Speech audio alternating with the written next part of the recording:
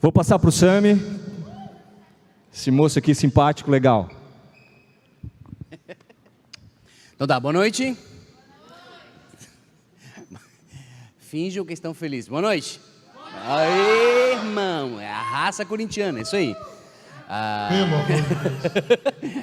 Então vamos lá, vamos fazer, só explicando rapidinho como é que é a mecânica. A gente vai colocar as perguntas que vocês fizeram, a gente não fez nada, simplesmente colocou no slide, assim com os erros de português, inclusive, tá? Que vocês meteram, que teve uma que a gente precisou de um tradutor, né? Para o que ele quis dizer aqui? Então a gente vai pegar as perguntas, como vocês mandaram, a gente vai ler e vai responder, beleza? Se surgir algum outro tipo de dúvida, no final, se sobrar tempo, a gente te ajuda, beleza? Mas vamos tentar bater todas as perguntas. Vamos lá então? Só joga no telão que não, acho que não está, né? Ou já está, com esse? Ah, beleza. Então vamos lá então. Agora. E já. Aí ó, tá vindo devagarinho. Tá pesado. As perguntas de vocês são pesadas, entendeu? Tá, aqui. Beleza. Aqui embaixo, isso. Não, lá pra cima. Bom, agora tanto faz. Ali, aperta ali embaixo. Tem tipo uma telinha com coisinha. Não, lá embaixo. Isso. Mais pro lado de cá, mais pra esquerda. Não, ali não. Tu vai lá. Uma salva de palma. É porque às vezes é difícil clicar um botão. Já aconteceu comigo, fica assim, não consigo. Vamos lá então. O Teotins, que é um encontro fórum teológico, e olha só, hein?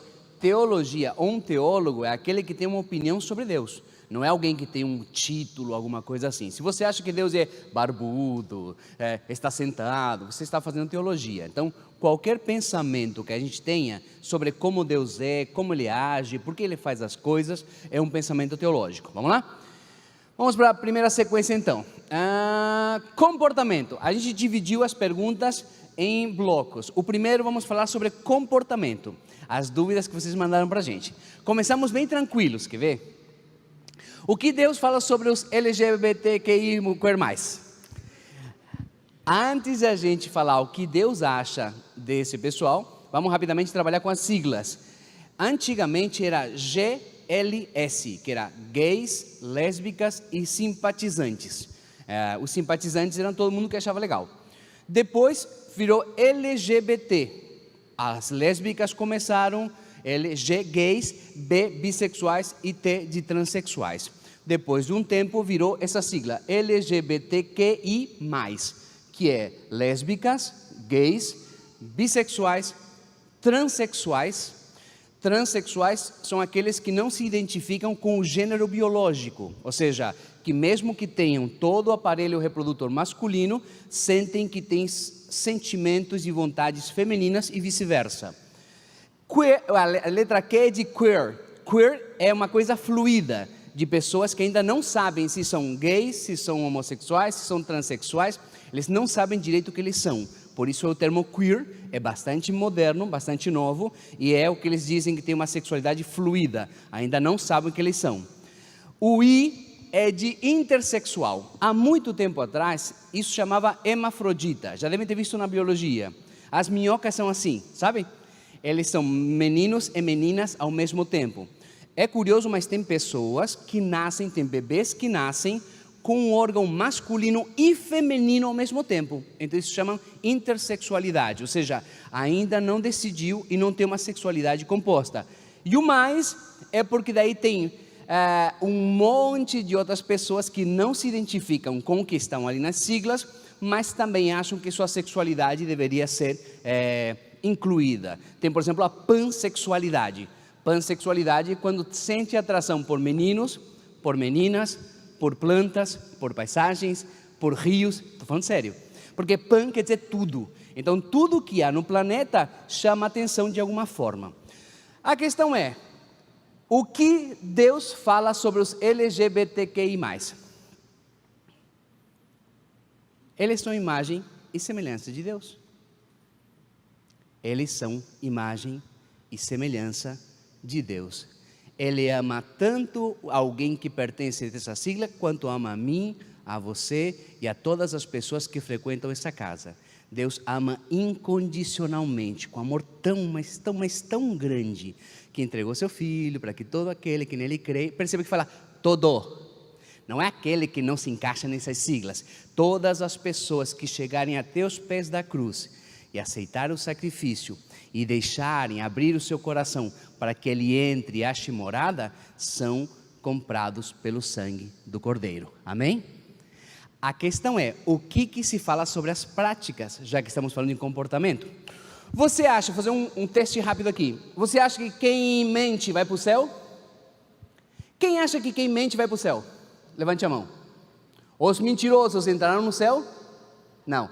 Os idólatras entrarão no céu? Não. Os avarentos entrarão no céu? Não. Os que traem as suas esposas e seus esposos entrarão no céu? Não. Juntamente com quem tiver as práticas homossexuais. Nós nos assustamos com uns tipos de pecados e não com outros. Não há nenhum problema entre os gays e Deus. Deus ama absolutamente todos eles, com o mesmo amor que nos ama, mas pede que demos lugar no nosso coração para que Ele mude da nossa personalidade aquilo que não lhe agrada. Para finalizar, quem é que muda alguma coisa em nós? O Espírito Santo de Deus. Não é você, não sou eu, não é instituição, muito menos o preconceito. Nosso papel na sociedade é dizer assim, venham, e se alguma coisa tiver que mudar, o Espírito Santo vai mudar aquela coisa que eles fazem, a motivação que eles têm, mas o nosso papel é acolher com amor e carinho. Amém? Amém? O que Deus pensa sobre eles? Que eles são pessoas que são dignas de ser amados. O que Deus pensa sobre os gays? Que eles precisam de acolhimento. O que Deus pensa sobre os gays?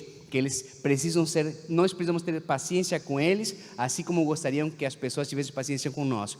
Eles são imagem e semelhança de Deus, do começo ao fim. Ah, mas e as suas práticas? Igual as minhas e as tuas, precisam mudar, mas quem muda é o Espírito Santo de Deus. Amém? Tranquilo? Então tá, começamos bem, né? Vamos lá. Segunda pergunta. O que as Escrituras falam sobre a adolescência? Conselhos, comportamento, princípios? O que a Bíblia fala sobre isso? Obrigado.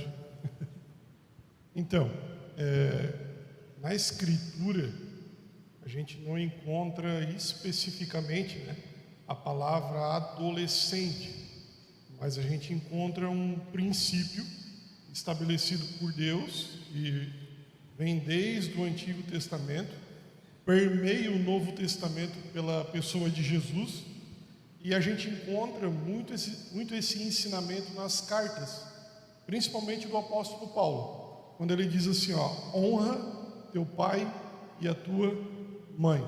Esse, na nossa visão, é um dos maiores princípios que vocês, adolescentes, devem adotar para a vida de vocês. A palavra fala exclusivamente com vocês nessa parte, na parte de honrar o seu pai e a sua mãe. Ô Tiago, qual a minha parte para com o Senhor? Como eu devo agradá-lo hoje, na minha idade? Essa é a palavra, honra teu pai e a tua mãe. Você está debaixo da autoridade dele, então tudo que teu pai falar para você, todos os conselhos que a sua mãe te dá ao pé de ouvido, quando você chama ela para conversar ou quando você chama o seu pai para conversar, por mais que pareça às vezes duro o discurso deles, por mais que pareça desafiador aquilo que eles estão exigindo de vocês, a Bíblia, a palavra de Deus aconselha vocês a honrar a vida deles, porque isso é agradável aos olhos de Deus. E ainda, se você fazer isso, teus dias serão acrescentados sobre a terra. Então, pela Escritura, assim, o que eu mais vejo para os adolescentes, o princípio de vida é honrar pai e mãe. Oi, gente, olha só, já que pediram o que a Bíblia fala, se você ler Eclesiastes, você vai ver lá que Eclesiastes diz que o jovem e como o Tiago falou, adolescente não está na Bíblia porque não era uma palavra usada na época, né? Mas Eclesiastes diz que o adolescente, o jovem, é forte e capaz de vencer o mal. Olha que interessante. Ele não fala isso dos velhos, ele fala isso dos jovens, dos adolescentes. E aí a gente vai para a Bíblia, a gente vê vários exemplos de Deus falando com adolescentes e jovens.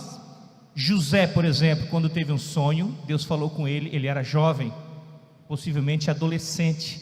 A gente tem o relato de Gideão e outros exemplos que eu anotei aqui, Davi, outros exemplos, mulheres também, Ruth, né, a história de Ruth. Então nós temos vários exemplos na Bíblia de Deus tratando, trabalhando na vida de adolescentes e jovens. E nunca se esqueça o que Eclesiastes diz: jovem é forte e capaz de vencer o mal. Amém? João, se você ler a carta de João, ele também fala isso daí. E Salomão falou em Eclesiastes: jovens, vocês são fortes, porque vocês têm vencido o maligno. A palavra está em coerência. Vamos lá então. Próxima, sobre comportamento ainda. Falem quanto ao uso de roupas indecentes, que não são modestas, como diz as Escrituras. Eu gostei porque já deu uma pregação, né? Não são modestas, como diz as Escrituras. Bom, olha só. Tecnicamente, o que é uma roupa indecente? Shortinho, diz alguém. Shortinho. Antes da gente perguntar o que é indecente, a pergunta principal é por que alguém vestiria uma roupa indecente? Normalmente é para quê? É tipo assim, tem uma calça que custa R$30. Tecnicamente, shortinho deveria custar o quê? R$5, porque ocupa menos jeans, concorda comigo? Então, na hora que você vai comprar, você está com pouco dinheiro. E tu fala assim, eu vou comprar uma calça? Não dá, é muito caro. Vou comprar um shortinho, porque o shortinho é mais barato. É isso? É por isso que você usa um shortinho? Não. Tem a ver com a intenção. Tudo nesse planeta tem a ver com a intenção. Por que é que você usaria um shortinho ou uma coisa muito degotada? Para ser notada. Então, às vezes, essa necessidade de ser notada, essa necessidade que as pessoas te elogiem, mostra alguma coisa que está faltando em você. Então, antes de falar da roupa indecente, eu questionaria o porquê você precisa ser notada por terceiros ou por outras pessoas. Está ali a questão. Se você conseguir parar e pedir para que o Espírito Santo mostre para você a brecha da carência, de por que você precisa que alguém te note, curta as suas fotos. Eu sei que se você fizer um bolo e tiver com uma blusa de lã, você vai ter algumas curtidas. Se você fizer um bolo e botar um decote que começa aqui e acaba no pé, você vai ter outros tipos de curtidas. Mas perceba, o bolo é indiferente. E na hora em que você faz esse tipo de coisas, você se objetifica. Você vira um objeto. Então a pergunta principal é, por que é que você está querendo virar um objeto?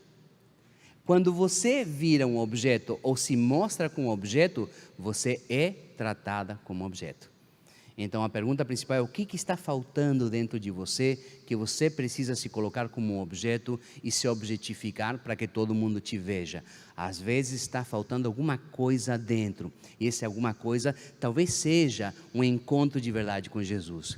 Então, eu antes de questionar que tipo de roupa você pode ou não pode usar, nos TikToks que vocês fazem, porque a gente é velho, mas a gente sabe das coisas. Não que eu tenha TikTok, minha mulher não deixa, estou brincando, não estou não, ou seja, antes de você colocar alguma coisa, antes de você postar alguma foto, pergunte uma coisa, parece brega, mas é assim, antes de você postar, fala assim, Jesus curtiria isso?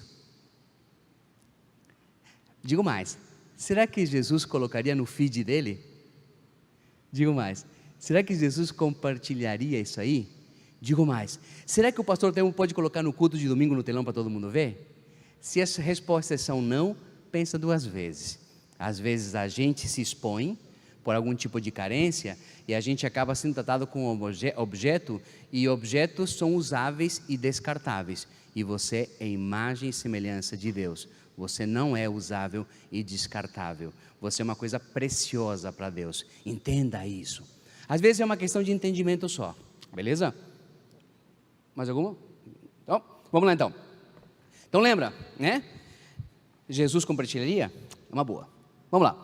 Quarta pergunta. Além de ser luz e sal, como responder a esse crescente movimento que vai contra os princípios, doutrinas, pensamentos cristãos nas escolas e nas redes sociais? Uma lágrima rolou agora, porque foi mais uma mini pregação. Perceba que a resposta está no começo da pergunta. Qual é? Sendo luz e sal. O bispão, que é o nosso pastor, ele fala uma coisa assim, ó. Luz não fala, luz o quê? É isso aí, fechou? Você não precisa fazer alguma coisa, você precisa ser e viver aquilo que você prega, ponto.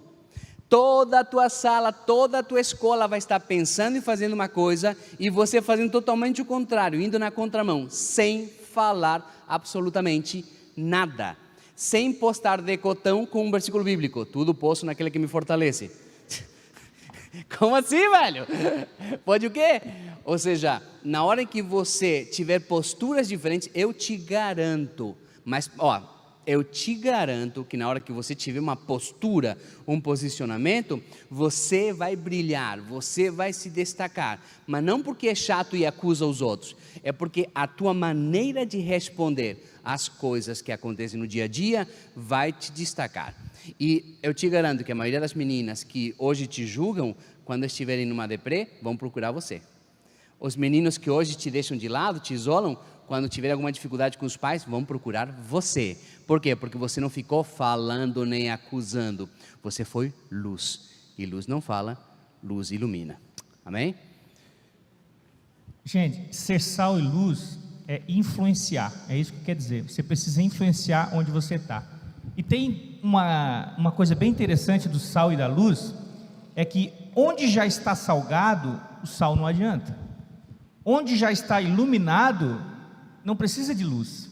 Então perceba que sal e luz, a finalidade é onde não tem sal, é onde não tem luz. É por isso que Cristo nos chama para ser sal e luz, para ser influência, para ser uma influência sadia para aquelas pessoas. Então quando você diz uma coisa, prega uma coisa e faz outra, você não está sendo sal. Agora, quando você diz aquilo que prega e faz aquilo, você está exercendo uma influência. Você está dizendo, eu sou cristão, eu tenho caráter. Então é isso que quer dizer sal e luz. Agora, não adianta você ser sal e luz só dentro da igreja, precisa ser fora, mais ainda fora do que dentro. Amém? Amém? Amém. Vamos lá. Mais uma então. Como fugir das paixões da mocidade, como fala em 2 Timóteo 2:22. Ah, seus serelepes. Olha só, quando falamos em paixões da mocidade, vocês acreditam fielmente que só vocês, na idade de vocês, têm problemas com essas coisas, né? Todos nós, mesmo que sejamos mais velhos, a gente precisa se cuidar. Há uma coisa que às vezes passa batido, que é o fruto do Espírito Santo. Vocês diriam que eu sou espiritual? Fala a verdade. Você acha que eu sou espiritual? Eu sei que vocês acham que não, porque olha só, a gente tem um estereótipo de espiritualidade. Se eu chegasse aqui com uma Bíblia grandona, um terno brilhoso, um sapato brilhoso, falando língua estranha, rodopiando, vocês iam falar, nossa, mas que cara espiritual. Mas curiosamente isso eu posso imitar. O que eu não posso imitar é uma coisa chamada fruto do Espírito Santo na minha vida. Dentro do fruto do Espírito Santo tem uma coisa chamada domínio próprio. O domínio próprio é uma coisa que a gente precisa exercitar e trabalhar todos os dias, até o dia que Ele vier nos buscar. Então, como é que você foge das paixões da mocidade? Fugindo. Olha só, gente, deixa eu trazer um exemplo para vocês, fica mais simples. Balada. Todo mundo aqui sabe o que é balada, né? Não pode Vamos agora, lá. tem Covid. Vamos lá, olha só. O que a balada passa para nós? Ficar agarradinho, ouvindo uma música que fala de sexo ilícito, um lugar onde aparentemente a bebida é liberada, é ou não é? Estou falando errado? Não estou falando balada gospel é outras paradas, é massa. Agora, é disso que Paulo está falando para Timóteo, fugir disso, porque a gente não deve enfrentar essas coisas, tá? A Bíblia diz que a gente deve resistir ao inimigo, mas tem outras coisas que a gente precisa, não é resistir, é fugir, tá? Então, eu sou forte, eu vou resistir. Está se enganando. A Bíblia fala e dá conselho para nós vazar. Então eu trouxe o exemplo da balada, porque é isso. A balada não tem nada a ver, eu vou lá, eu sou forte. Será? Você consegue, depois de 2 horas dentro de uma balada, tudo liberado, sair glorificando a Deus? Acho bem difícil. É isso que significa fugir. Amém? Vocês não dizem amém aqui? Amém. Acostumado com uma igreja tradicional, né, irmão? Então, além de fugir, não basta só fugir, porque meio que fica vago, né? Você foge e faz o que agora? Aí Paulo te aconselha lá em Colossenses, capítulo 3. Ele diz assim, ó, ocupem a vossa mente com as coisas do alto. Ou seja, essa mente vazia que faz vocês ir para a balada, ficar ouvindo aquelas músicas que vai te atiçar a certas coisas, né? Às vezes você tem algum problema. Esses dias eu até sentei com um jovem, e ele tem problema com um certo tipo de vício. E comecei a conversar com ele, e ele falou, não, eu uso uma certa rede social, e eu assim, tá, essa rede social te influencia para o teu vício? Influencia. As pessoas que tu segue te influenciam para o teu vício? Sim, influenciam. Então por que tu continua seguindo? Ou seja, você pode fugir, você foge disso, você para de seguir, mas é necessário você ocupar a sua mente com outras coisas. E quando eu digo ocupar a mente com as coisas do alto, não é ficar pensando nas ruas de ouro do céu, na pedra de jaspe, os muros da Nova Jerusalém. Não, é pensar nas coisas que Jesus nos ensinou. É pensar na forma que Ele viveu e nós vivermos da forma que Ele viveu. Então, ocupar a mente com as coisas do alto é tirar um tempo de oração, ler a Escritura, sentar e conversar com pessoas mais experientes, inclusive teu pai e tua mãe, são ótimos conselheiros. Então você ocupar a sua vida com outras coisas. E isso vai te fazer uma pessoa mais robusta, espiritualmente falando, e vai fazer com que você caminhe com um pouco mais de facilidade nessas adversidades que você passa. Tem um ditado que fala assim, ó, se tem crina de cavalo, casco de cavalo, rabo de cavalo, olho de cavalo, é o quê? Cavalo é! Ou seja, se tem cara de pecado, tem cheiro de pecado, jeito de pecado, e você não pode contar para sua mãe, é o quê? Pecado! Ou seja, fugir das aparências do mal é exatamente isso. Como evitar? Fugindo. Depois que fugir, tem o Salmo 119, como purificará o mancebo o seu caminho? Observando de acordo com sua palavra. É disso que se trata. Próxima. Por que a pornografia é considerada pecado? Ui. Vocês acharam que a gente ia ficar nos dedos? Que não, aqui é raízes. Raízes é assim mesmo. Vocês perguntam, a gente responde. Por quê? Gente, vai falar? Então vamos lá. A grande questão que a gente confunde é entre desejo e prática. Pastor Telmo sempre fala aqui, o passarinho pode vir pousar na minha cabeça, ele só não pode fazer um ninho. Então desejo todos nós temos. Infelizmente nós temos essa natureza pecaminosa. A culpa é de Adão, depois, né? Chega lá no céu, você fala com ele. Vão culpar o homem, tá? Porque Deus lá culpou Adão, não culpou Eva. Então todo desejo que ele é alimentado, ele vai se tornar, ele tem alto potencial de se tornar algo pecaminoso. A pornografia o que é? É um desejo que você começa a alimentar. Então por isso que a pornografia é considerada pecado, beleza? Então assim, ó, você pode, não é que você pode, você vai ter desejo, você vai ter impulso, mas você vai ter que se segurar, porque assim, ó, pornografia, quem é casado, o desejo de repente de trair a mulher, o desejo de se drogar, o desejo de se embriagar, tudo isso é desejo. Até então, Deus está te ajudando. Agora, quando você cede e alimenta esse desejo, aí que é o problema. Tá bom, gente? É interessante também, dentro dessa linha pornográfica aí, você não encontra a palavra pornografia na Escritura. Você vai encontrar em Gálatas 5:22, vai anotando aí, para você depois pesquisar em casa, a palavra prostituição ou imoralidade sexual, para algumas versões mais novas. E dentro dessa imoralidade sexual, você vai esmiuçando, né? Você vai abrindo, e vai chegar nessa maldita pornografia. Então, é pecado porque é isso, imoralidade sexual. Ela também está atrelada à cobiça.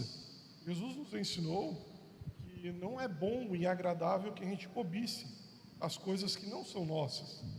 Para você usufruir da pornografia, é necessário que você seja alimentado pela cobiça. Então já é um ponto, você começa já a decair nisso. Você cobiça. Você já entra em desacordo com a palavra de Deus.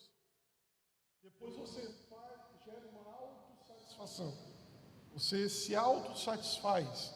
Você alimenta o seu vício com você mesmo.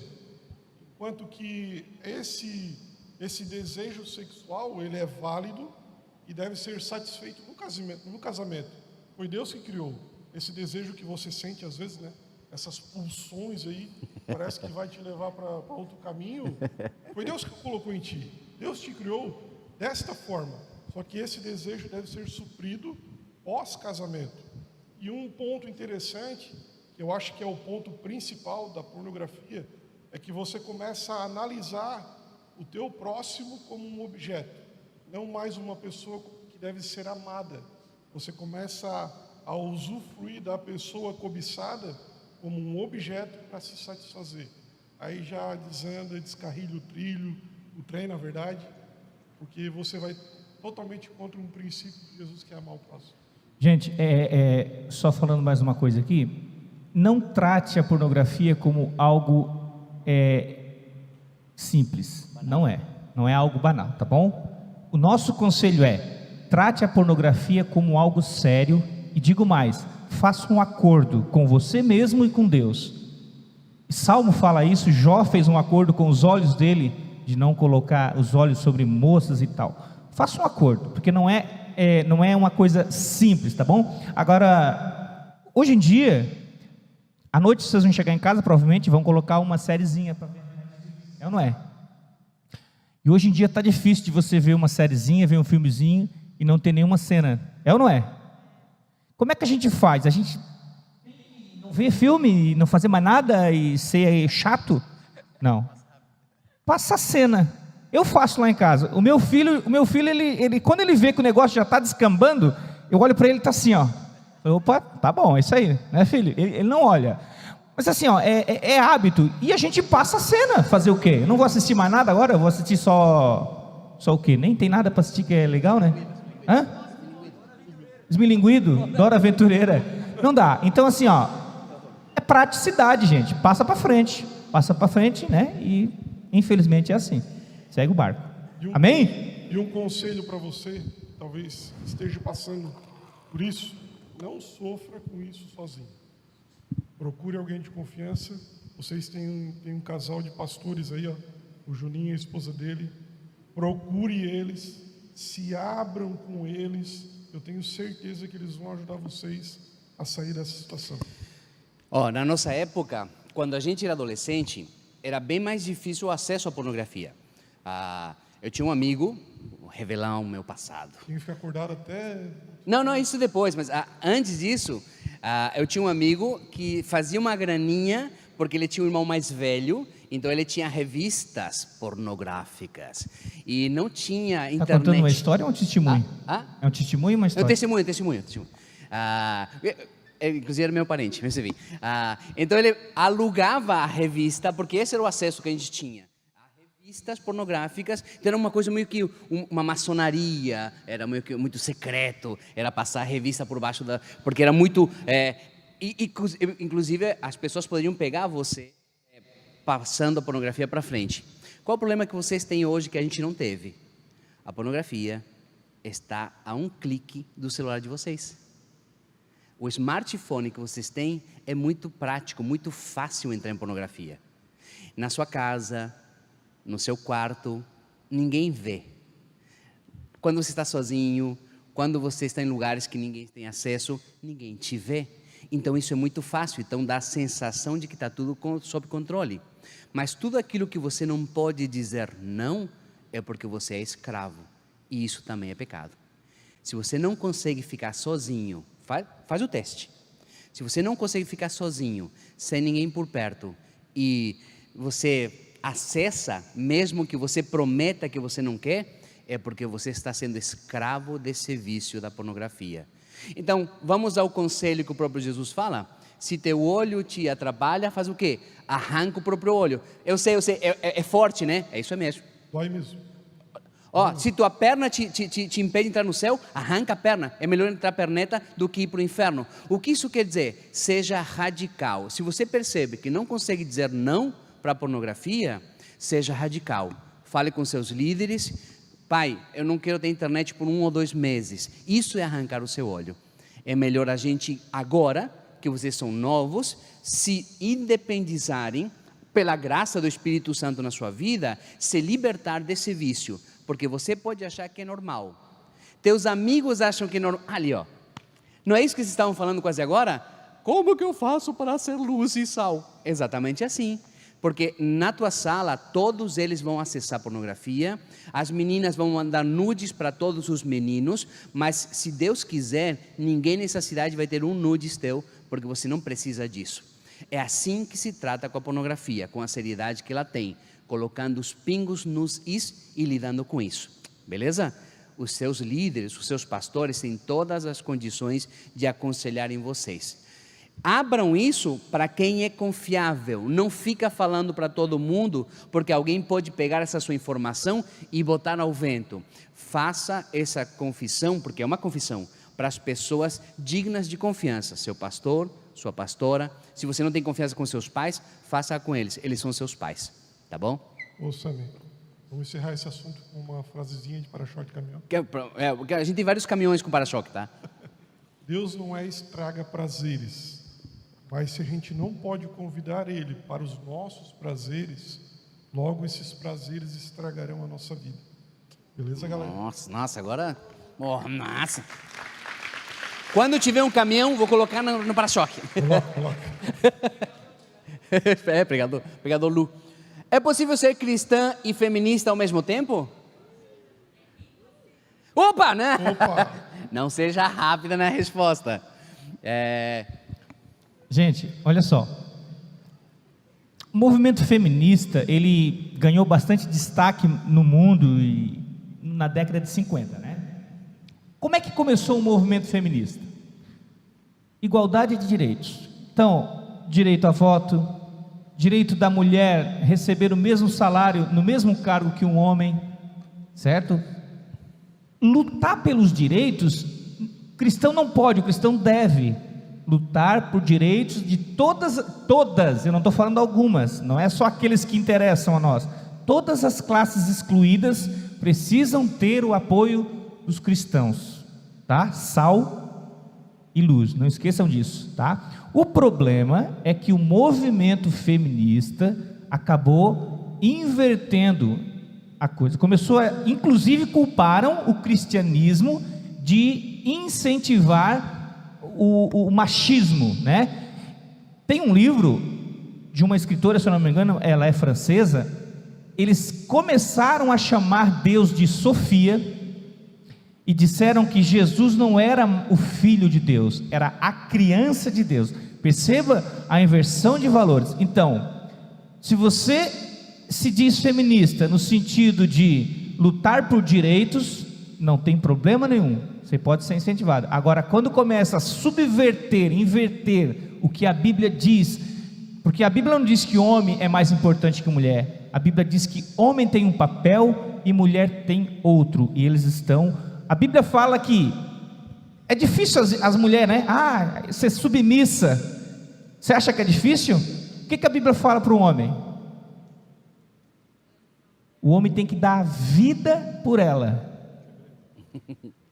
Então, dar a vida, ser submissa, gente, a gente não vai entrar nesse assunto, mas ser submissa, ali está dizendo que é ser submissa porque é em amor. Então, o homem que dá a vida para uma mulher, a mulher é muito fácil ela ser submissa, percebe? Então não é uma coisa, não isola a outra, tá bom? Então ser feminista depende do que você entende por feminismo. Se feminismo é isso, lutar por direitos iguais das mulheres, amém por isso. Se passar disso e começar a contrariar a Bíblia, é problema, tá bom?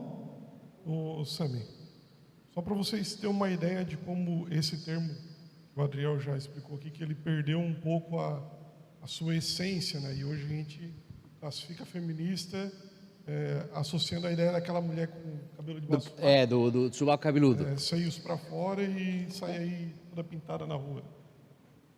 Umas perguntinhas para o Sami agora. Sami, você, sim ou não? Você se considera cristão? Sim. Sim.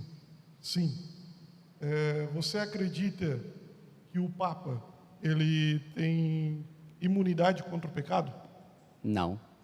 Você acredita no purgatório? Não.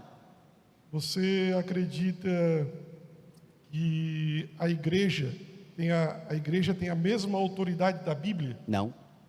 Aí eu volto lá no começo para essa pergunta que eu fiz para ele, mas sobre uma perspectiva católica. Tem certeza que você é cristão? Sim. Mas uma pessoa cristã, católica, vendo o Sami responder essas perguntas, vai dizer para ele: não, você não é cristão.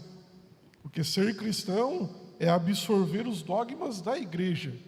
E a igreja assume que o Papa não tem pecado, que a igreja também tem a mesma autoridade da Bíblia. Então, ser cristão pode ser qualquer coisa, menos cristão. É isso que aconteceu com o feminismo, com o termo feminista.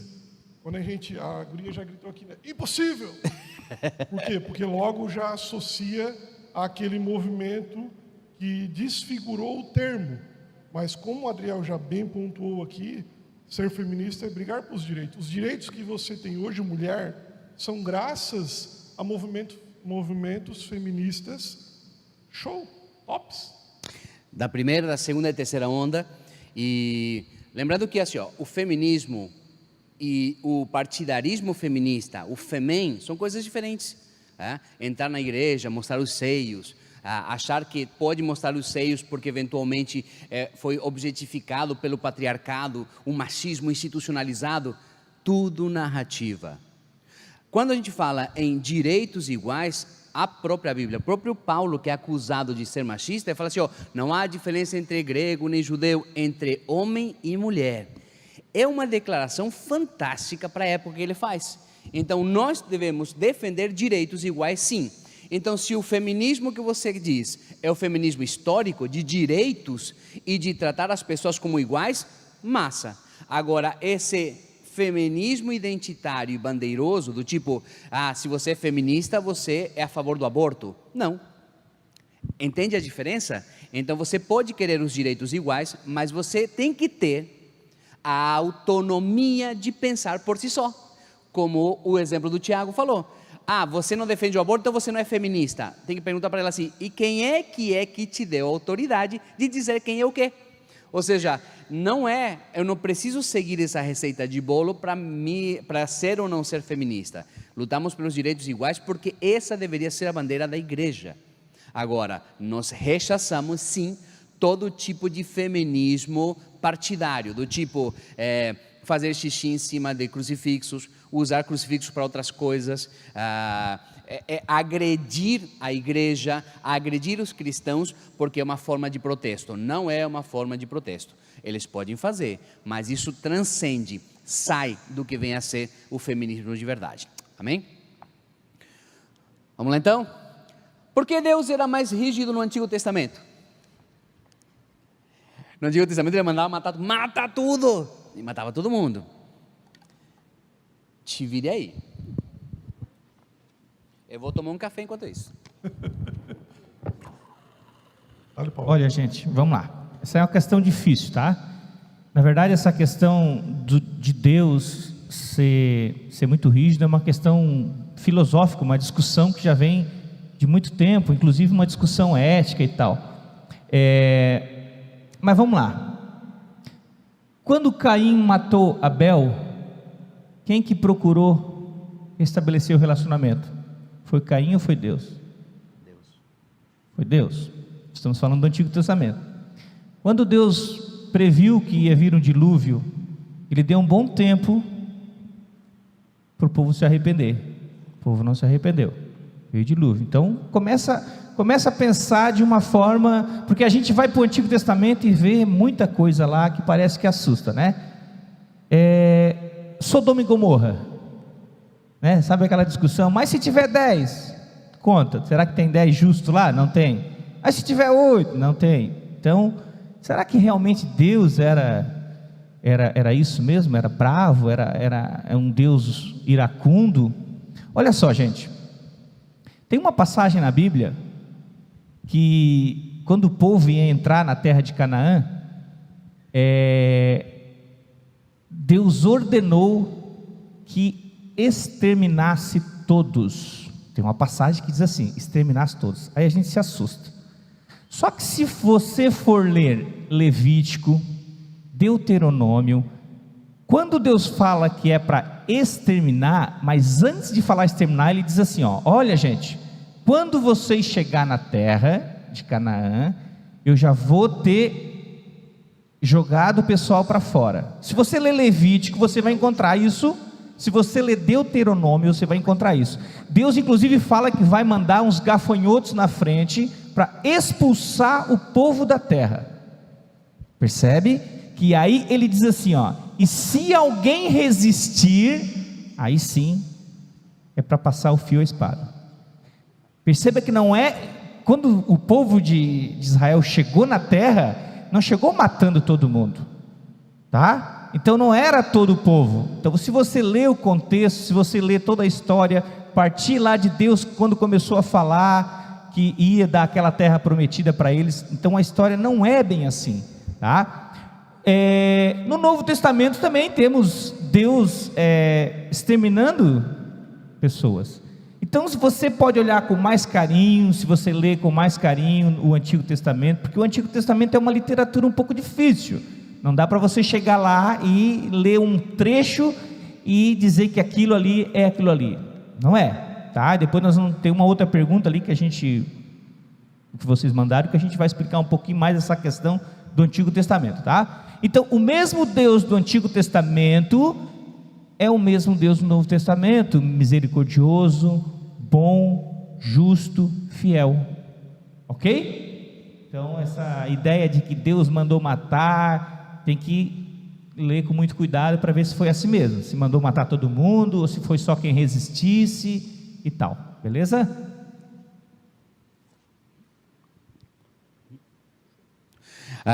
Lembre sempre que quando a gente fala no Antigo Testamento, não é um Deus bipolar. No Antigo Testamento ele estava chateado, no Novo Testamento ele é paz e amor, anda de Kombi. Não é isso, tá? Nós estamos falando da mesma pessoa, só que a sociedade vai evoluindo de formas diferentes, e a maneira com que você entende uma divindade também muda, né? Quando você fala no Antigo Testamento, você está falando de sociedades, grupos étnicos que simplesmente invadiam e tudo certo. Isso acontecia até 1900, isso não é muito tempo atrás.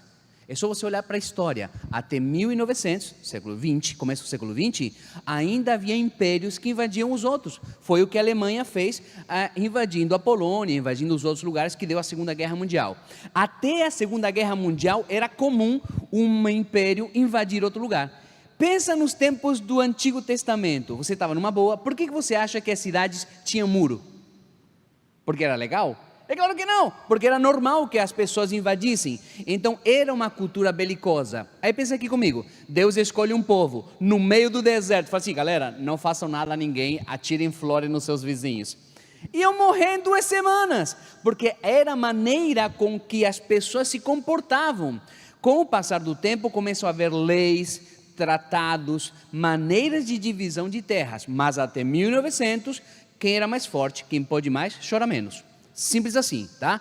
Então não pensem que Deus era cruel. Deus estava preservando um povo que precisava agir de algumas maneiras para chegar pelo menos até Cristo, senão teriam sido dizimados há muito tempo atrás, beleza? A próxima, sobre história, beleza? Sobre o comportamento foram essas, sobre história bíblica, claro, né? Quando a pessoa morre, ela vai para o céu, inferno, ou ela fica esperando em algum lugar o dia do apocalipse? O inferno é real? Agora ficou massa, porque agora vamos falar de coisas que crente gosta, que é inferno. Crente, sim, crente tem pouca curiosidade sobre o céu. Agora sobre o inferno, ele sabe de tudo. Sobre o capeta, nossa, ele quer saber quem é o poderoso, quem não é. Crente gosta de coisas assustadoras. Eu também acho massa, então, é isso aí. De lá para cá. Qual é a pergunta mesmo? Qual é a pergunta? Quando a pessoa morre, ela vai para o céu e o inferno. Olha, gente, teologicamente falando, não é uma resposta absoluta, tá? A gente tem algumas passagens que diz que a pessoa quando morre dorme, fica num estado de inconsciência. Tem outras passagens que diz que já estão no seio de Abraão. Então, não é uma resposta simples de dar, tá? Mas o que a gente sempre aconselha é o seguinte: vamos para Jesus. O que Jesus falou do inferno? Então Jesus não disse assim, ó, quando eu morrer tu fica aqui, tu espera 500 anos e tal, e depois... Não, Jesus falou assim, ó, gente, o inferno é real. E ele usou algumas descrições sobre o inferno, que se você ler, são aterrorizantes. São lago de fogo e não sei o que, e bicho que não morre, enxofre. Jesus falou isso do inferno. Então parece que ele quis dizer assim, ó, gente, não se preocupe muito com a estrutura do inferno, onde é que ele está. Apenas se preocupem em não ir para lá. Parece que Jesus quis dar essa dica para nós, tá? Então, se a gente ficar especulando muito sobre o inferno, não, né? Se a gente começar a estudar teologia, e vai ver que tem algumas respostas que estão na Bíblia, parece que está.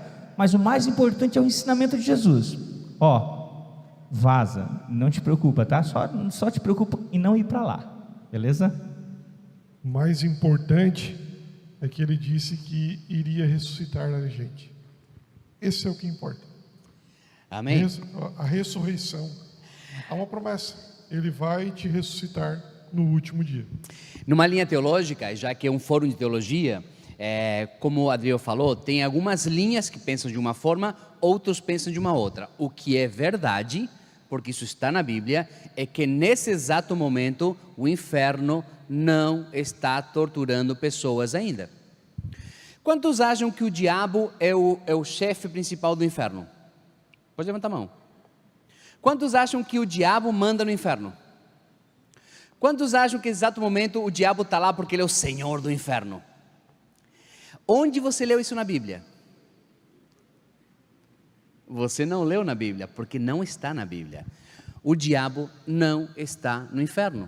O diabo, ele está nas regiões celestiais, que nós não sabemos onde isso vem a ser, e o lago de fogo que Jesus falou, está preparado para depois do julgamento. Lá vai ser jogado o diabo, os seus seguidores e aqueles que vão para o inferno, no juízo final.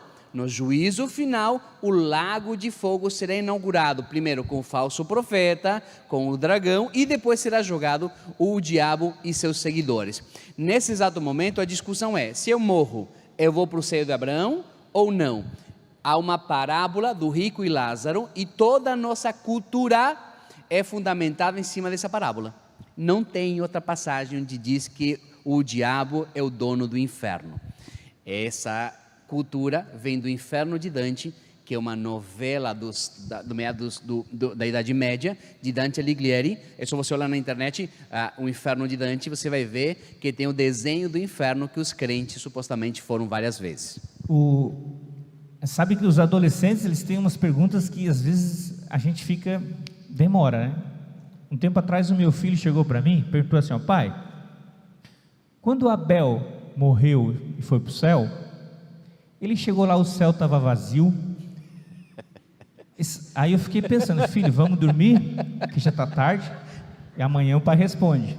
Acordei de madrugada, fui dar uma estudada, né? Mas pense como é uma questão que a gente, né? Se Abel foi o primeiro que morreu, quando ele chegou no céu, estava vazio, né? Não tinha ninguém, ele chegou lá, oh Deus, bem longe, Deus estava lá, vem cá, vamos esperar a galera chegar, daqui a pouco vai começar a chegar a galera. Então é muito difícil de a gente responder essas perguntas, mas o céu é o nosso destino, como diz o pastor Telmo, porque também é a nossa origem, né? Deus nos criou a sua imagem e semelhança, então de onde nós viemos é para onde nós vamos. Amém? Então não tem uma certeza de que exatamente agora as pessoas estão sendo torturadas. Isso é um imaginário do inferno de Dante que os crentes compraram. E lembra, o inferno assusta. A Igreja Católica, não falando mal da Igreja Católica, na Idade Média, como é que a maioria das pessoas não sabia ler nem escrever?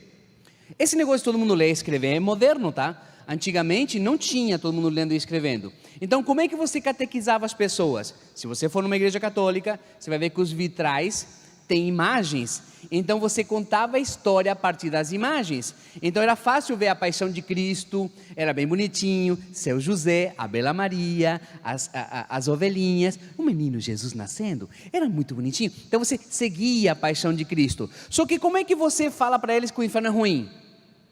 Aí você coloca o capiroto de chifre, pele vermelha e pé de bode, mas a Bíblia não diz, o diabo não tem chifre, o diabo não é vermelho e o tridente é de Poseidon. Então não está usando nesse exato momento. Biblicamente isso não existe. Amém? Vamos lá então. O inferno é real? É real sim, tá? Jesus tinha irmãos de sangue, tipo filhos de Maria também? Tinha. Tinha? Lá em João 7, lá fala que os irmãos de Jesus não acreditavam nele. Em outro texto na Escritura que um certo grupo de pessoas chega para Jesus e diz assim, ó, tua mãe e teus irmãos estão lá fora. Aí ele dá aquela resposta, né? Meu irmão e minha mãe é aquele que faz a vontade do meu pai. E também tem a carta de Tiago. Sabe essa carta de Tiago que você tem na Bíblia? Então, os historiadores dizem que é do irmão de Jesus, Tiago, irmão de Jesus. Judas também. Judas também, é isso mesmo. E é interessante que essa doutrina de que Jesus não tinha irmão, ela é muito propagada pela Igreja Católica. Por quê? E a gente entende, respeita a opinião, né? Porque desconstruiria toda a ideia da Virgem Maria. Porque se Maria não é mais virgem, né? Então ela teria outros filhos e tal, tá? Mas é uma questão interessante que a gente precisa também saber, né? Martinho Lutero pensava que Jesus não tinha irmãos. Zwinglio, que era um reformador, também pensava que não tinha irmãos. John Wesley também pensava que Maria era virgem, não tinha irmãos, né? Daí veio Calvino, um cara legal, né? Calvino veio e disse, não, peraí, não é assim, a Bíblia não dá esse respaldo para dizer que Maria não tinha irmãos. E como o Tiago falou, algumas passagens citam inclusive os irmãos de Jesus, tá? Então a Igreja Católica tem essa ideia de que Jesus não teve irmãos de sangue. Mas a Bíblia diz que teve sim. E está tudo certo, tá? Bom, isso aqui é longo, né? É um compêndio. A história da rainha Esther não bate com o contexto histórico em que ela vivia. Se isso é verdade, como acreditar na história inspirada por Deus, mesmo sem sua comprovação na história comum? Eita, explica essa agora, crente. Os ateus estão vibrando, né? E agora? Fica à vontade, seu Fica à vontade. Olha só, eu tava ouvindo esses dias um podcast, e podcast é uma mídia bem interessante, tá? Você escuta a coisa, do Bible Talk, procurem depois, no seu agregador de podcasts. E um dos caras que estava sendo entrevistado, que escreveu um livro bem importante, chamado Aqueles da Bíblia, ele fez uma pontuação que eu achei perfeita. Ele falou assim, antigamente, ou seja, a Bíblia, a gente diz, quem escreveu Gênesis? Foi Moisés. Tecnicamente, ou culturalmente, a gente fala que foi Moisés que escreveu. Só que olha só, quando Moisés sai do Egito, ele tinha sido instruído pelo palácio do faraó. Então a pergunta é, qual é o idioma que Moisés falava? É porque ele foi criado no palácio. Qual é o idioma que ele falava? Estava mais para falar o egípcio, beleza? A pergunta é importante, se ele escreveu em egípcio? Cheio de hieroglifos? Tu nunca tinha pensado isso, né? Se ele foi instruído no palácio de faraó, e ele foi instruído a escrever como eles escreviam, Como é que ele escreveu o Pentateuco então? Pergunta importante número 2. O idioma falado, que é o hebreu, o hebraico na verdade, ele ficou fundamentado muitos e muitos anos depois. Então quer dizer que a pessoa que escreveu, que compilou parte do que Moisés escreveu, ele fez isso bem depois. Sabe onde está a prova? Se você olhar Gênesis, no Gênesis 2, quando está falando a descrição do Jardim do Éden, fala assim, ó, do Jardim do Éden saem 4 rios, o Eufrates. Já tinha nome? Não, mas tinha nome na época que a pessoa que escreveu, a pessoa que narrou. Ou seja, as informações passavam de pai para filho, numa narrativa. E uma narrativa é uma história. Como é que você guarda uma informação se você não tem livro, não tem iPad, não tem iCloud? Como é que se passa a informação? Você conta para os seus filhos várias vezes. E o seu filho conta para o filho dele, que conta para o filho dele, que conta para o filho dele, até que se encontra escrita. E quem registra as narrações está muito tempo depois. Então quem escreve o que está na Bíblia, vou personificar. O Adriel é o momento onde a coisa aconteceu, o Jardim do Éden. O Tiago é o momento onde a escrita se consolida. Então, Jardim do Éden sem árvores. Sem árvores, foi depenado.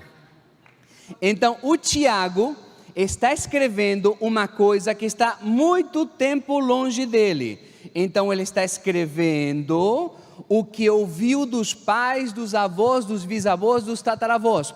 Nós acreditamos que o Espírito Santo inspirou para que ele escrevesse aquilo que era para ser escrito, mas o Tiago está escrevendo de uma coisa que aconteceu há muito tempo atrás, beleza? O problema é que nós estamos lendo o que o Tiago escreveu há muito tempo depois. Então eu aqui estou lendo o que o Tiago escreveu há muito tempo atrás, de coisas que tinham acontecido há muito tempo atrás. Então é por isso que você fala assim, mas não bate certinho com a história. É claro que não vai bater certinho com a história, porque não é uma narrativa do dia a dia da rainha Esther. Ela levantava, comia ovos mexidos, mas não, eles não comiam ovos mexidos. Quando se escreve a história, se escreve aquilo que Deus quer que a gente tire uma lição de como Ele se revela na história. A Bíblia não é um livro de história. A Bíblia é um livro de narrativas que nos contam como ao longo da história Deus se manifesta e mostra o seu amor por nós. Ponto. Então, com certeza não vai bater uma coisa ou a outra, porque a ideia da Bíblia não é fazer o registro da história pela história. É para mostrar de que forma na história Deus se revela. Principalmente em Esther, ela foi o quê? A ponte que fez com que o povo judeu não fosse eliminado, extirpado da face da terra. Beleza? Olha só, deixa eu só dar um exemplo aqui para ficar bem claro para vocês entenderem, não que não ficou, tá? Mas olha só. Gênesis 1 diz que Deus criou o homem e a mulher. Tem uma história lá da criação, não tem? Tem uma história lá em Gênesis 1. Aí você continua lendo, vai para o 2. É no 2 ou no 3 que tem a repetição? 2, né? Aí no 2, no capítulo 2 de Gênesis, eu vou levantar porque eu fico emocionado. No capítulo 2 de Gênesis, tem a história de novo. A mesma. Será que Deus criou 2 vezes o homem e a mulher? Não, Ele criou uma vez. Mas por que tem 2 histórias? A gente não sabe. O autor resolveu repetir. Então assim, eu pergunto para vocês: se a gente tirar o segundo relato da Bíblia, da criação do homem, vai fazer diferença para nós? Já tem lá no capítulo 1, certo? Quantos aqui acreditam que o homem veio do barro? Quem não acredita veio da onde? Quantos acreditam que o homem veio do barro? Está na Bíblia ou não está? Só que essa história de que o homem veio do barro está no segundo relato, não está no primeiro. Qual dos 2 é verdade? Os 2 são verdade, só que os 2 são contados de uma perspectiva diferente. A gente não sabe por que o autor repetiu, mas ele repetiu. No primeiro ele não diz que o homem veio do pó, mas no segundo ele diz que o homem veio do pó. Mas não interessa, o homem foi criado por Deus. É isso que é o mais importante, em especial quando você lê Gênesis 1 até o 11, tá? Tem muita história ali que parece que não bate. A questão do dilúvio, o dilúvio foi só local, foi só global? Depende, tá? Depende. Qual era o povo da época conhecido? Era o povo da região da Mesopotâmia. Se foi só naquele lugar ali, a gente pode dizer que foi global, porque não existia mundo conhecido além daquilo ali, era só aquilo ali. Então, dá para dizer que foi global? Dá também para dizer, tá bom? A Bíblia inclusive diz que toda a terra foi, mas que toda a terra é essa? O globo ou toda a terra conhecida? A gente não sabe. Então, essa questão de você ler o Antigo Testamento e trazer a história, a gente está no Ocidente, no ano de 2021, com uma mentalidade ocidental, né? Quantos aqui conhecem aquela história de que Ló ofereceu suas filhas, né, para aqueles pessoal? Alguém conhece a história aqui? Né, que o pessoal bateu na porta, né, tinha anjos que ele estava recebendo. Gente, a questão da hospitalidade na cultura, naquela cultura da época, era muito importante, muito. Então a gente, Ló deu as filhas, né, quis dar a filha, mas a questão da hospitalidade era tão importante quanto a questão de preservar a vida de sua família. Então ele ficou numa posição bem desconfortável. Então a gente não está querendo julgar ele, mas é uma questão que a gente tem que analisar. A leitura que a gente tem que fazer tem que considerar a cultura da época, né? Quando você vê, por exemplo, até no podcast o Bíblia falou isso, quando você vê um judeu aí na rua, né, aquela roupa preta, com aquele negócio, o que você lembra na época? De quem? Isso aí, um filho de Abraão, não é? Só que não é bem isso, tá? E não era assim que ele se vestia, não era assim que ele se comportava. Então são culturas diferentes que a gente às vezes não consegue ter essa lente. E como o Sami falou, são histórias bem antigas, contadas por pessoas fora da época, que muitas vezes se valiam da tradição oral, das histórias contando. E quando um pai conta uma história para um filho, como é que ele conta? Ele conta com todos os detalhes perfeitinho, 853 anos. Não, ele usa até uma forma bem didática, bem poética, e foi assim que a gente encontra bastante literatura poética no Antigo Testamento, porque era assim que era transmitido e era fácil de gravar. Então tem todas essas questões bem complexas quando a gente lê o Antigo Testamento, ok?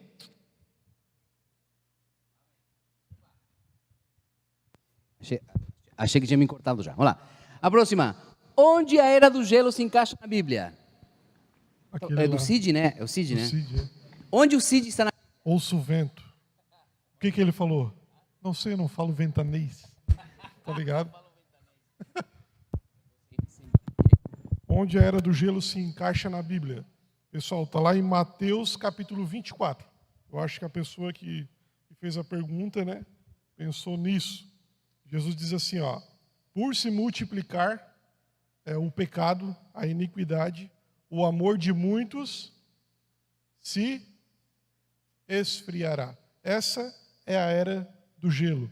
Aí você pega a sua Bíblia, lá em 2 Timóteo capítulo 3, você vai ver o apóstolo Paulo escrevendo assim, saiba disto, nos últimos dias sobrevirão tempos terríveis. Os homens serão egoístas, avarentos, presunçosos, arrogantes, blasfêmios, desobedientes aos pais, o princípio de honrar o pai e mãe, ingratos, ímpios, sem amor pela família, irreconciliáveis, caluniadores, sem domínio próprio, aquilo que o Sami falou também, cruéis, inimigos do bem, traidores, precipitados, olha aí, te acalma aí, não casa agora, dá um tempo, né? Soberbos, mais amantes dos prazeres do que amigos de Deus, tendo aparência de piedade, mas negam a eficácia do poder de Deus. Afasta-te desse tipo de pessoa que vai fazer com que você entre nessa era do gelo. Lembrando que, de novo, a gente vai afirmar uma coisa: a Bíblia não é um livro de história. A Bíblia é um livro que tem narrativas históricas, onde mostra como Deus interage e como Deus se mostra. Eu sei que você vai pensar, e os dinossauros? que tem eles? São fofinhos, né? Tem um meme que eu acho massa, né? Jesus com o dinossauro no colo assim, ó, saudade dos dinossauros. Não acredito que troquei os dinossauros pelos seres humanos. Tantos dinossauros que existiram, porque tem ossadas, tanto era do gelo que existiu, porque tem, como você dá uma olhada, se você for para Lages, em Lages tem algumas pedras, alguns fósseis de conchas. Tecnicamente, há muitos e muitos anos atrás, Lages era o fundo do mar. Louco, né? E hoje, para você ir a Lages, você tem que subir a serra do Rio do Rastro. Então isso é prova, mas a Bíblia não é um documento científico. A Bíblia é um livro que traz a ideia da fé. Por isso, quando você quer mostrar na Bíblia e combinar com a história e a ciência, você está errado, porque a ciência cuida de uma coisa e a Bíblia trata da fé, que são coisas diferentes. O dilúvio foi global ou só uma região específica? Bom, o Adriel já falou sobre isso, né? Se foi global, pensa aqui comigo. Imagina a arca, tinha 140 metros de comprimento, por 30 de altura. Ali, vamos falar só de insetos. Sabe quantos tipos de insetos tem na face da Terra? 6 bilhões. É bi com beta, não é milhões, é bilhões. Então, tecnicamente, na Arca de Noé, deveria ter 6 bilhões de insetos, para começar. Além dos 6 bilhões de insetos, deveria ter pelo menos mais de 5.000 tipos só de macaco. Eu só estou falando macaco, não estou nem falando outras coisas. Mais de 5.000 espécies de macaco. Está começando a ficar apertada essa arca, né? Fora os ursos polares, onde é que o cara vai achar os ursos? Interessa? E urso parda, e urso panda, e o lobo-guará. Se lembra que tem o lobo-guará? Tatu-bola, acho bem fofo. Porco-espinho. Não é importante isso. Há uma narrativa anterior à narrativa bíblica chamada o dilúvio de Gilgamesh. Epopeia de Gilgamesh. Sim, meu amigo, o dilúvio não é narrado só na Bíblia. Os sumérios já tinham narrado que no mundo conhecido da época tinha sido coberto de água. Então, até 1500, já ouviram falar em Cristóvão Colombo? Até 1500 se achava que só existia a Europa. Tu consegue entender isso? Que até 1500 não achavam que existia o lado de cada planeta. Tanto que o novo mundo se chama. Não se fala uma nova terra, o novo mundo, porque o velho mundo era considerado o que eles conheciam. Então o dilúvio pode sim facilmente ter sido regional e está tudo certo. E se foi global, está tudo certo. Aí a gente pensa, o milagre é maior, né? Porque tem muito animal que é gordinho, tipo rinoceronte também, hipopótamos. Eu fico pensando, bicho preguiça, leopardo, não dá, não entra, mas tudo bem. Deus criou mais homens além de Adão, com quem Caim casou? Eu respondi essa, a próxima é vocês. Tem uma aqui também que veio no bilhetinho. Com quem os filhos de Eva tiveram filhos? Pastor Adriel, vamos lá? Gente, como a gente já falou, essa questão da criação do homem, como a história do dilúvio já existia, antes da Bíblia já era contada em vários povos, a história da criação também já era contada por vários povos, antes mesmo de a Bíblia começar a ser escrita, tá? Nós temos várias tribos que contavam de um Deus. Tem uma história legal, né, que é de uma tribo, se eu não me engano, na Venezuela, eu acho que é na Venezuela, que ainda conta essa história de que a criação do homem era um Deus que estava numa rede, e de repente ele estava fumando, e aí ele resolveu criar o homem de um ovo. Então essas histórias são muito antigas e são contadas. O importante, o mais interessante, de que saber se Adão tinha umbigo, com quem que Caim se casou, o mais importante é você saber que havia um caos. O povo hebreu não sabia que Deus, como é que Deus tinha criado o mundo. O povo hebreu conhecia possivelmente essas histórias de criação, que vários deuses criaram o homem. O que Deus fez? Deus quis dizer, na literatura de Gênesis, em especial, ele não quis relatar como o homem foi criado, ele mais quis dizer por quem o homem foi criado e para que o homem foi criado. Então, se você ficar discutindo, partir dessa questão histórica, querer saber com quem que Caim se casou, com quem que Abel não, né? Abel morreu, né? Foi pro céu, né? Tá sozinho lá, né? Tá, vai ser complicado de você achar uma resposta. Então fique com o que é mais importante. Deus criou o homem e a mulher. Agora, como é que foi esse processo? É uma das perguntas que eu vou questionar a Deus quando eu chegar lá no céu, se Ele quiser. Olha só, hein? Nós estamos olha lá em cima, o P13, que é a pergunta 13. Tem 40 e poucas perguntas. É claro que a gente não vai ficar até lá. Então vamos fazer o seguinte: como já é perto das 10, nós vamos fazer mais 2 perguntas e as outras a gente vai responder de alguma forma em videozinho. A gente vê com o Juninho para ver como a gente vai responder, beleza? Mas a gente não vai deixar de responder as perguntas. Uma vez perguntei para minha mãe quando foi a queda de Lúcifer. Ela me disse que muitas pessoas falam ser o Big Bang. Verdade? Tá, olha só. Isso tem. Porque assim, o crente é muito criativo. Cara, tem que ser estudado. O brasileiro, não tem um meme, o brasileiro tem que ser estudado? O crente tem que ser estudado também, porque crente gosta de inventar coisa. Ou seja, o que ele não sabe, em vez de falar assim, não sei, ele inventa. Típico disso. Acontece que o Big Bang é uma teoria que foi postulada por quem? Eu já sei que você está pensando, um ateu, um cientista ateu, que vai queimar no fogo do inferno. Quem postulou a teoria do Big Bang foi um padre católico.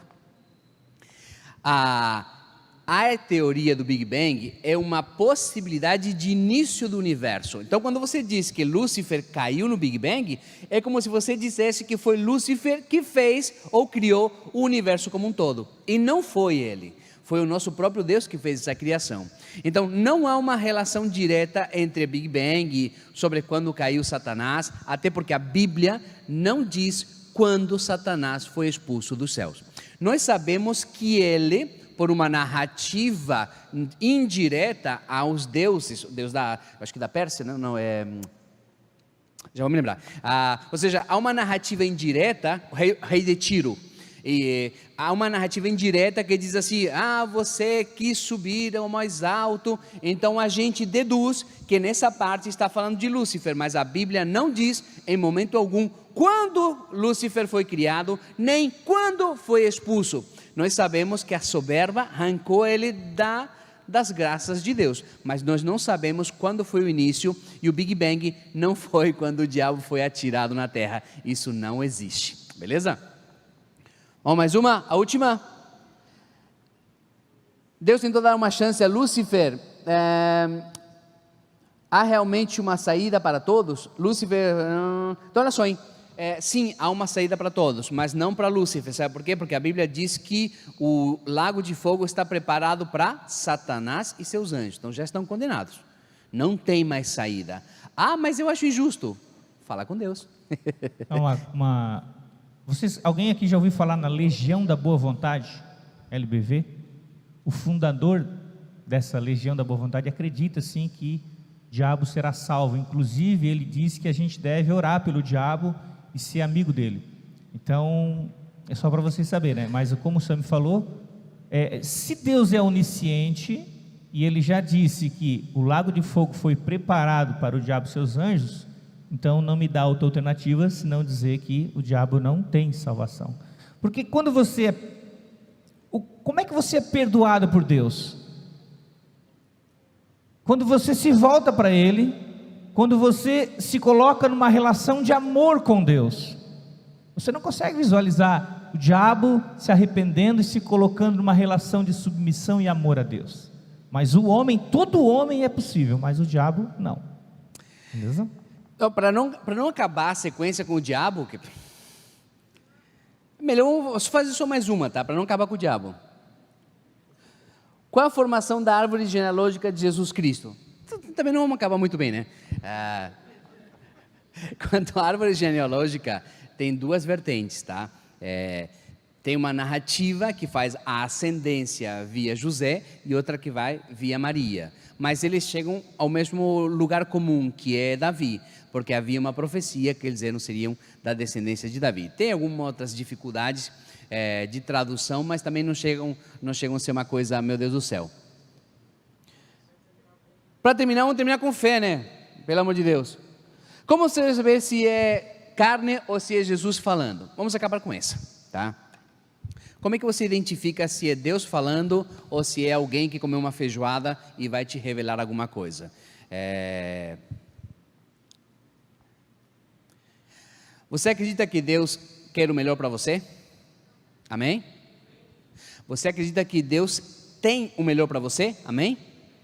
Você acredita que Deus te dá o que você precisa? Amém? Amém? Se Deus te deu uma cadeira de rodas, amém? Não cadeira de roda para você empurrar, para você usar. Se Deus te deu uma cadeira de roda, amém? Ué, está diminuindo os amém? E se Deus te deu um câncer, amém? Era para acabar bem, né? Vamos acabar bem então. É que a gente acredita que se Deus tem o melhor para a gente, o que Deus tem para a gente é aquilo que a gente quer, aquilo que a gente acha que tem que ganhar. E muitas vezes Deus dá para a gente coisas que a gente não gosta. Mas se a gente confia que tudo que Ele nos dá é para o nosso bem e pela sua vontade, não importa o que Ele te der. Como discernir entre se é carne ou se é o Jesus? Primeiro, se é de Deus, vai acontecer. E se não é de Deus, não acontece. E há uma coisa chamada Espírito Santo que confirma na sua vida. Se você andar nos caminhos dEle, buscar a sua presença, quando alguém fala uma coisa para você, você vai entender e saber se é de Deus ou se não é. Se tem esse negócio, tem que casar com fulano, vaza na hora. Não existe profecia de casamento. Não existe profecia que chuta o sexo da criança. Vai ser menino, mas se você duvidar, vai ser menina. Aí está fácil ser profeta, né? Ou seja, a profecia, ela é para nos consolar, nos direcionar e nos estimular. Eu só queria dizer uma coisa. Perceba que quando Jesus atraía a multidão, a gente lê que existia muitas pessoas que saíam da presença de Jesus sem nenhuma mudança, mas existia pessoas que eram transformadas por Jesus, tá? Quando você lê lá depois, quando chegar em casa, dá uma lida em Marcos 4. Eu queria trazer aqui só para vocês, como é que eu posso ouvir Jesus falar comigo? Uma grande dificuldade nossa hoje é a gente parar. Vocês já notaram isso? Como é difícil a gente parar. Olha só, quando você sai de casa e entra no carro, o que você faz? Comumente, liga o som, né? Quando você sai para caminhar, o que você bota no ouvido?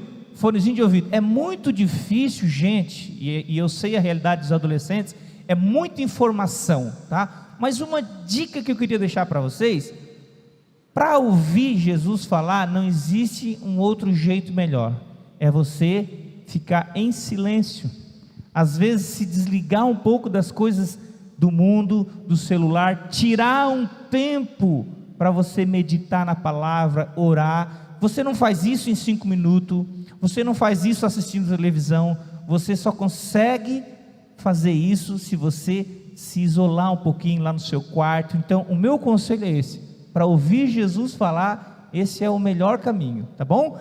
Desliga o celular, tira o fone do ouvido, mãe, pai, vó, tio, eu vou para o quarto.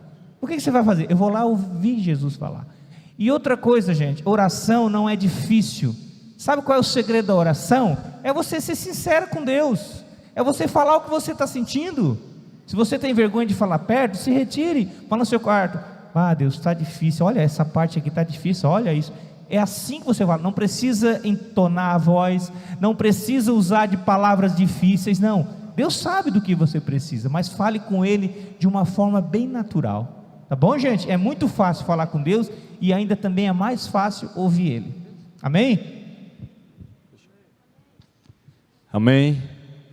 Amém. Ficou um silêncio de repente, estava trocando ideia com o Sam. Gente, como a gente falou ali, o Sam falou, a gente vai estar respondendo todas as perguntas, né? Onde quer te ver? Vou pedir para me sair da frente ali. A gente vai responder todas as perguntas. Eu estava trocando uma ideia com o Sam agora, que teve um pessoal que me perguntou, que foi surgindo perguntas ao longo do fórum aqui, do pessoal respondendo. Você pode encaminhar as perguntas, a gente vai descobrir a forma, não sei se a gente vai fazer um outro link, ou se a gente vai divulgar o WhatsApp ali mesmo para você mandar, beleza? E eles vão estar respondendo todas as perguntas. Eu falei que o Sam, ele se propôs a responder todas. Até se Adão tinha umbigo. Não, estou zoando, brincadeira. Tranquilo, o Adriel já deu uma olhada. Ó. Gente, queria agradecer o Sami, o Tiagão, o Adriel. Queria que vocês colocassem de pé, eu não posso demorar muito, que seus pais já estão lá fora esperando. Estende a mão para eles aí. Por favor, estende a mão aí para essa galera aqui, ó. Abençoa eles. Queria que vocês abençoassem. Diz: Jesus, abençoa o Sami, abençoa o Tiagão, abençoa o Adriel ali. Gratidão por eles terem se colocado à disposição de responder todas as perguntas.